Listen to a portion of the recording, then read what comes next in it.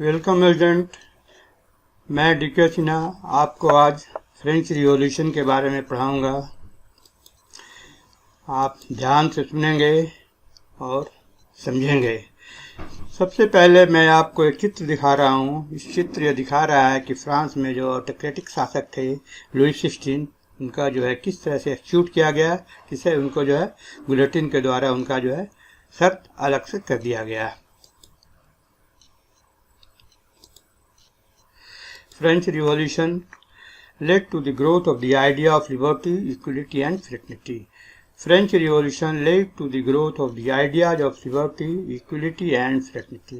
France आंदोलन से आज का जो है मॉडर्न लोकतंत्र जो है वहीं से ये आइडिया आया, लिबर्टी का, स्वतंत्रता का, इक्वलिटी समानता का और फ्रेटर्निटी भाईचारा का।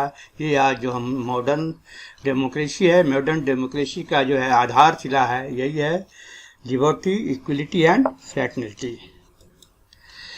The French Revolution led to the end of monarchy in France. France में आंदोलन आने से ये हुआ कि जो भी राजशाही थी, राजशाही वहाँ पे समाप्त हो गई। A society based on privilege gave way to a new system of governance.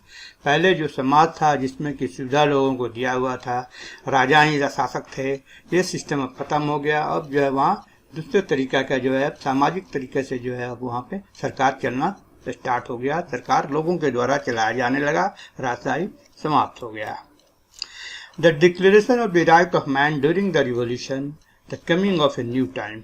अब एक नया समय आ गया, वहाँ पे जो है लोगों को जो है वोट देने का अधिकार आ गया, लोगों को जो है अपना अधिकार मांगने का व्यवस्था किया गया। इस तरह से जो एक नया सिस्टम वहाँ पे स्टार्ट हो गया। These ideas inspired leaders of Europe to establish a democratic form of government in their respective countries. ये जो है लिबर्टी, इक्वलिटी, ये जो आइडिया था लिबर्टी, इक्वलिटी एंड फ्रेटर्निटी का, इससे जो है यूरोप के नेता लोग जो है उनको प्रेरणा मिली कि अपने अपने स्टेट में, कंट्री में जो है किससे जो है लोकतांत्रिक व्यवस्था को बहाल किया जा सकता है। ये उनको एक आइडिया आया। These ideas lead to the launching of independence movement in India, China and countries of Africa and Latin America. इसी आइडिया से जो है इसी आइडिया के तहत जो है हमारे देश में, भारत में, चीन में और अफ्रीका और लैटिन अमेरिका के कंट्री में भी जो है लोकतंत्र की नींव रखी गई। लोगों के द्वारा आंदोलन शुरू किया गया। इसमें क्या क्या हुआ, प्लानिंग क्या था, किस तरह से ये आंदोलन की शुरुआत हुई। 14 जुलाई 1789, on 14th July 1789, a mob surged out to the east end of Paris, where stood the royal fortress and prison of the Bastille. Bastille stood for the despotic power of king, hated by all. 14 जुलाई 1789 का लोगों का समूह जो है Paris के पूर्वी हिस्से में स्थित जो किला था बैशिल में, और जो खाना था, जेल खाना था, वहाँ पे लोगों का जो है समूह इकट्ठा हो गया, भीड़ समूह हो गया। एंड वैसिल क्यों हो गया? वैसिल जो है stood for the despotic power of the king, राजा का जो निरंकुश शासक थे, इसके लिए जो है लोग उसको घृणा की नज़र से देखते थे। लोगों के द्वारा हेट किया जाता था वैसिल के किला को। Mob slaughtered the Swiss guards and released all the prisoners and the fortress was demolished. जो भी झुंड था, समूह था, लोगों का जो भीड़ आया था, वहाँ पे स्थित जो गार्ड थे उनको मौत के घाट उतार दिया गया और किला को गिरा दिया गया। जो भी कैदी थे, कैदियों को वहाँ से छुड़ा लिया गया। उसके बाद आगे क्या हो गया देखते हैं हम लोग। Soon after the fall of Bastille, the mob of Paris took control of the city and set up a city government called the Paris Commune. उसके बाद जो है बैसिल का किला ध्वस्त हो जाने के बाद जो है मॉब के द्वारा जो है पूरे पेरिस को अपने कंट्रोल में ले लिया गया। एक नया तरह का शासन व्यवस्था वहाँ पे सेटअप किया गया, जिसे कि पेरिस कॉम्यून नाम दिया गया। Peasant revolts against nobles and burnt their castles. ग्रामीण इलाके में जो भी छोटे छोटे किसान वगैरह थे, खेतियर वगैरह थे, कुलीन शासक जिसका कि वो खेती बाड़ी जिनका करते थे, उनका जो है महल वगैरह जहाँ उनका अनाज वगैरह खा जाता था, उसको लूट लिया गया या उनके द्वारा जला दिया गया। Cause of the French revolution. French revolution का कारण क्या था? French old regime at crisis political system in France. France में जो है व्यवस्था, पुरानी व्यवस्था राजशाही व्यवस्था थी। राजशाही व्यवस्था में लोगों को खाने पीने का बहुत परेशानी था, ब्रेड वगैरह उनको नहीं मिलता था, और उनको जो है सड़े हुए आलू वगैरह खा के छोटे छोटे गरीब लोगों को जिद्दित रहना पड़ता था। ये सब कारण था जिससे कि उनको ये पसंद नहीं थी। The political system in France before the revolution of 1789 was as follows. उसमें क्या रहा आंदोलन में जो है 1789 के आंदोलन के पहले राजनीतिक सिस्टम क्या था, राजनीतिक व्यवस्था क्या था, वो निम्नलिखित था। पहला क्या था, एन एब्सोल्यूट मोनार्की, निरंकुश शासन व्यवस्था वहाँ था। राजशाही जो है निरंकुश थी। एब्सोल्यूट मतलब जो है किसी की तानाशाही हम उसको कह सकते हैं, मतलब राजा जो चाहेंगे वही होगा। In an absolute monarchy the king is literally sovereign. जो एब्सोल्यूट मोनार्की में क्या होता है, राजा स्वतंत्र है, कुछ भी करने के लिए स्वतंत्र है, वह किसी के प्रति जवाबदेह नहीं है। उनका यह मानना था कि monarch absolute France was based on the doctrine of divine right of the king. उनका यह मानना था कि राजा को जो निरंकुशता मिली हुई है वो जो है एक डिवाइन, एक मत के द्वारा, डॉक्ट्रिन के द्वारा है, जो कि राइट ऑफ किंग, राजा का बाय बर्थ अधिकार है, वो कुछ भी कर सकते हैं, वो किसी तरह से भी अपना शासन चला सकते हैं। It mean the right to rule comes from God and that kids are answerable to the God only. इसका ये मतलब होता है कि जो भी उनको अधिकार मिला हुआ है सरकार के द्वारा, भगवान के द्वारा, जो ईश्वर के द्वारा उनको अधिकार मिला हुआ है शासन चलाने का, और वो सिर्फ भगवान के सामने जो है जवाबदेह हैं और किसी के प्रति वो जवाबदेह नहीं है। उसके बाद उस समय जो है आंदोलन के समय में जो है वहाँ पे शासक था लुइस सिक्सटीन जो है 1774 में 20 साल की उम्र में जो है अपना वहाँ शासन संभाला। वो राजशाही उनको मिली, राजगद्दी उनको मिली। Live in splendour in the royal palace of Versailles. वो जो वर्साइल में स्थित किले में बहुत तड़क भड़क के साथ रहते थे अपनी महारानी, अपनी रानी क्वीन मैरी के साथ, जो कि एक ऑस्ट्रियन राजकुमारी थी। His design was unpopular and inefficient. राजा का जो शासन था बहुत अलोकप्रिय था और अकार्यकुशल था। अच्छी तरह से जो है उनका शासन व्यवस्था उनका नहीं था, लोग उससे खुश नहीं थे। Wars upset the finance of France. Under Louis XVI, France heaved the 13 American colonies to gain their independence from the common enemy Britain. Louis 16 जब शासक बने तो अमेरिका के 13 कॉलोनी जो है, जो कि ब्रिटेन के अधीन था, उसको आज़ाद कराने में वो बहुत उनको युद्ध लड़ना पड़ा। उनको लुइस 16 के द्वारा जो है उनको मदद पहुंचाई गई। इस युद्ध में जो है उनके द्वारा जो है उनके ऊपर, फ्रांस के राज ऊपर जो है करीबन $1 बिलियन का जो है कर्ज हो गया। फ्रांस की मुद्रा व्यवस्था को लिब्रे बोला जाता है, तो 1 बिलियन लिब्रे का जो है उनके ऊपर कर्ज हो गया। Total date 2 billion Libre. इस तरह से करीब करीब उनके ऊपर जो है कुल मिला के जो है 2 बिलियन लिब्रे का कर्ज राज्य के ऊपर आ गया। Lenders charges 10% tax on loans. अब जो है जो भी उनको पैसा दिए थे, जो उनको साहूकार थे, लेंडर थे, लोन जो उनके द्वारा दिया गया था, उस लोन पर वो 10% इंटरेस्ट चार्ज करना शुरू किए, राजा से डिमांड करना शुरू किए। The state was forced to increase taxes to meet its regular expenses, such as cost of maintaining army, the court, running government offices और यूनिवर्सिटी। अब इसके चलते जो है राज्य के ऊपर अब जो है पैसा ज़्यादा से ज़्यादा इनकम कहाँ से आएगा, इसके लिए वे जो है टैक्स वगैरह बढ़ाने के लिए मजबूर हो गए, और राज्य के द्वारा जो है लोगों के ऊपर टैक्स बढ़ा दिया गया, ताकि जो है फौज को खर्चा दिया जाए, कोर्ट ऑफिसर्स को पैसा मिले, सरकारी अधिकारी को पैसा मिले, और यूनिवर्सिटी वगैरह जो शासन व्यवस्था चलाने के लिए ज़्यादा से ज़्यादा पैसा आने के लिए वो कर्ज को पैसा चुकाने के लिए टैक्स बढ़ाना शुरू कर दिए। Queen's interference in state affairs. उसके बाद क्या, रानी भी जो है राज्य के काम में दखलंदाजी करती थी। She lived in luxury without knowing miserable conditions of the common people. वो बहुत तड़क भड़क ऐश के साथ रहती थी और जनता को क्या परेशानी हो रही इसके बारे में उनको कोई चिंता नहीं था, कुछ नहीं उसके बारे में वो उनके द्वारा सोचा जाता था। She interfered in state appointments in order to promote her favorites. इसके अलावा जो है राज्य के द्वारा जो भी बहाली वगैरह होता था, शासन व्यवस्था वगैरह जो उनके द्वारा चलाया जाता था, उसमें भी वो चाहते थे कि उनके पसंद के लोग का ही अपॉइंटमेंट किया जाए। इस तरह से उनका दखलंदाजी था शासन व्यवस्था में भी। Her influence over the king prove disasters to the country. इसके अलावा राजा के ऊपर भी वो बहुत प्रभाव था उनका। इस तरह से जो इसके चलते जो देश बहुत खराब स्थिति में देश पहुंच गया था। Cruel and corrupt administration. शासन जो था बहुत ही निर्दयी था और भ्रष्ट था। The administration was corrupt and autocratic. Prisoners were treated with extreme severity. शासन व्यवस्था वहाँ का दम भ्रष्ट था और तानाशाही व्यवहार था। कैदियों के साथ बहुत बुरा बर्ताव किया जाता था। Many of the nobles were appointed to judicial post for life। राज्य के द्वारा बहुत सारे जो कुलीन लोग थे, नोबल थे, उनको ताउम्र जो है पूरे जिंदगी के लिए लाइफ उनका अपॉइंटमेंट जज में कर दिया गया था। जज में बहाली उनकी हो गई थी, पोस्टिंग हो गई थी।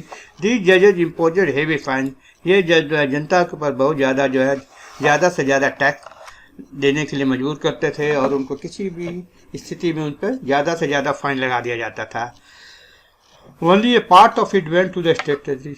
अब इस तरह का फाइन जो जनता के द्वारा जमा किया जाता था उसका कुछ ही हिस्सा जो है सरकारी खजाने में जाता था, बाकी पैसा जो है जज के पॉकेट में चला जाता था। मतलब कि जज भी वहाँ भ्रष्ट थे। ये इस तरह का उस समय स्थिति थी।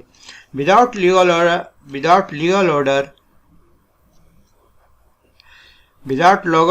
Order the king could confiscate the property of any of his subject.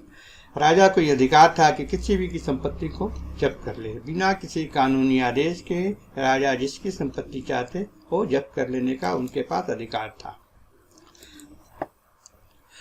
Social forces that led to the revolution. क्या सामाजिक व्यवस्था था जिसके चलते जो है वहाँ आंदोलन का शुरुआत हुआ।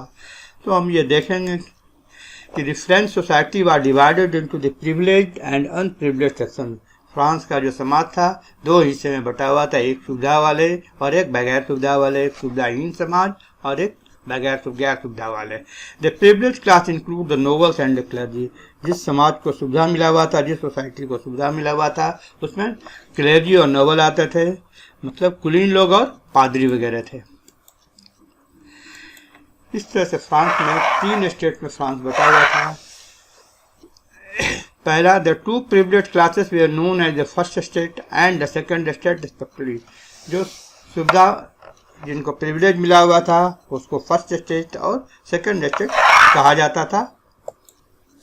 तो फर्स्ट स्टेट में जो है पादरी वर्ग थे, जो कि फ्रांस में जितने भी चर्च थे उनके द्वारा जो है वो उनको गवर्न करने थे। उनके अंडर में ये चर्च होता था, चर्च के वो मालिक हुआ करते थे।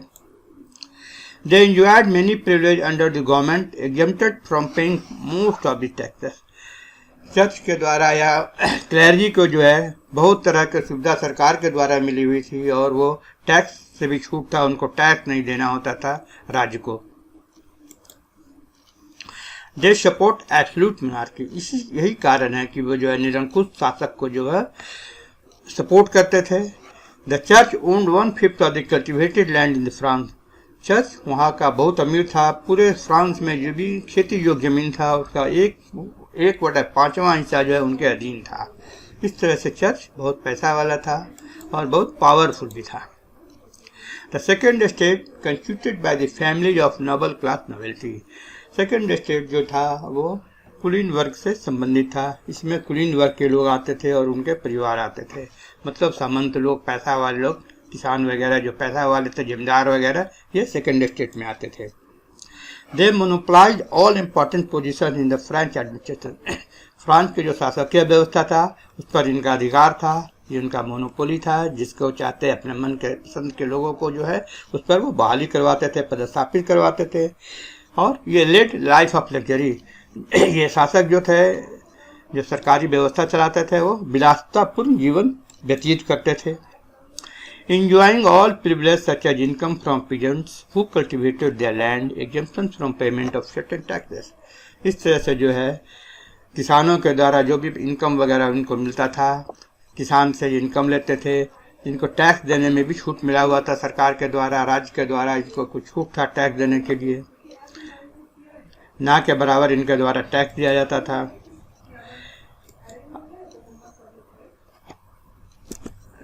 एक चित्र हम यहाँ पे दिखाया जा रहा है। चित्र में ये दिखा रहा है कि कैसे जो है नोबल बैठे हुए हैं, अकड़ के बैठे हुए हैं और जो है उनका किसान जो है, पीजेंट जो है, सर झुका के गिड़गिड़ा के खड़ा हुआ है, कुछ मांग रहा है, कुछ दे रहा है, लेकिन इनको जो है समय नहीं है, देखने की फुर्सत नहीं है, ये अपना अकड़ में बैठे हुए हैं।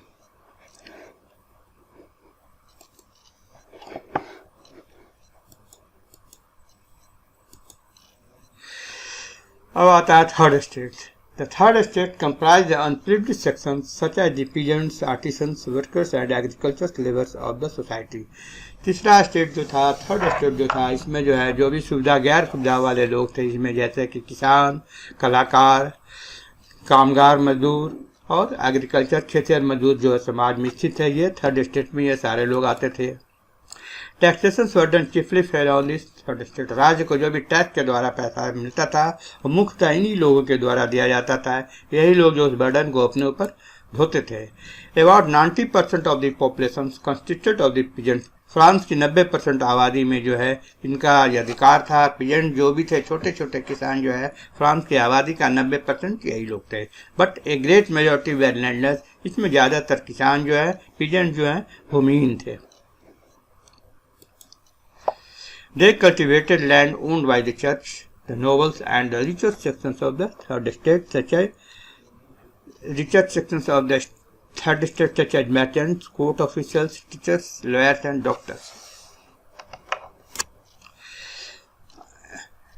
ये थर्ड स्टेट के लोगों के द्वारा जो है चर्च की जमीन में खेती बाड़ी किया जाता था। यह जो समाज का गरीब तबका, अमीर तबका था, नोबल जो था, उनका जमीन के द्वारा, नोबल में जैसे कि बड़े बड़े व्यापारी थे, कोर्ट के अधिकारी थे, शिक्षक थे, वकील थे या डॉक्टर वगैरह थे, इनका जमीन उनके द्वारा उस पर यह खेती बाड़ी करते थे और वो जो है आमदनी का एक हिस्सा टैक्स में ये अपने अपने मालिक को दिया करते थे। Misery of the masses. एक जो है बहुत बड़े तबका समूह किस तरह से अपने सुविधा से वंचित था, इसके बारे में हम लोग अभी पढ़ेंगे। Conditions of the artisans, peasants and the workman miserable in France. स्थिति जो है कलाकार की, किसान की या मजदूर वगैरह थे, सभी की स्थिति वहाँ बहुत दयनीय थी। मिजरेबल कंडीशन फ्रांस में था। The peasants had to work for long hour. जो भी किसान थे उनको बहुत लंबी अवधि तक काम करना पड़ता था। ये नहीं कि आज की तरह उनका 8 घंटा का ड्यूटी फिक्स था, ऐसी बात नहीं थी।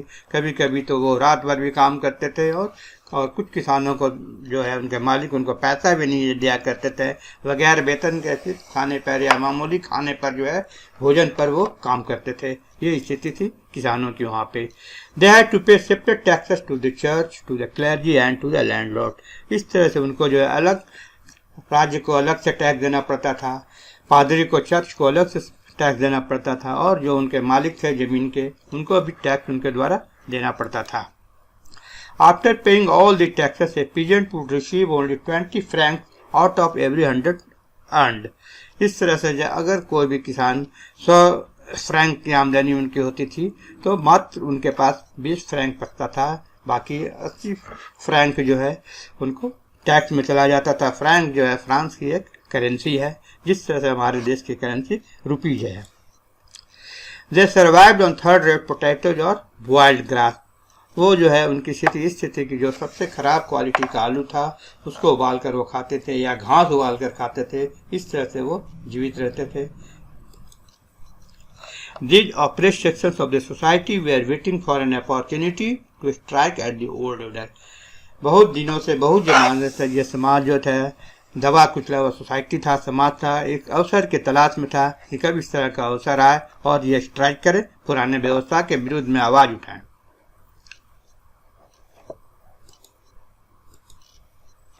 ये व्यवस्था उनको जो है 14 जुलाई 1789 को उनको मिल गया और वो फ्रांस के बैसिल किला को जो है ध्वस्त उनके द्वारा कर दिया गया, गार्ड को मार दिया गया। कुलीन वर्ग जो है गांव में जो कुलीन वगैरह थे उनके महल को लूट लिया गया, उनके अनाज को लूट लिया गया। इस तरह का ये इनके द्वारा किया गया। Thank you student.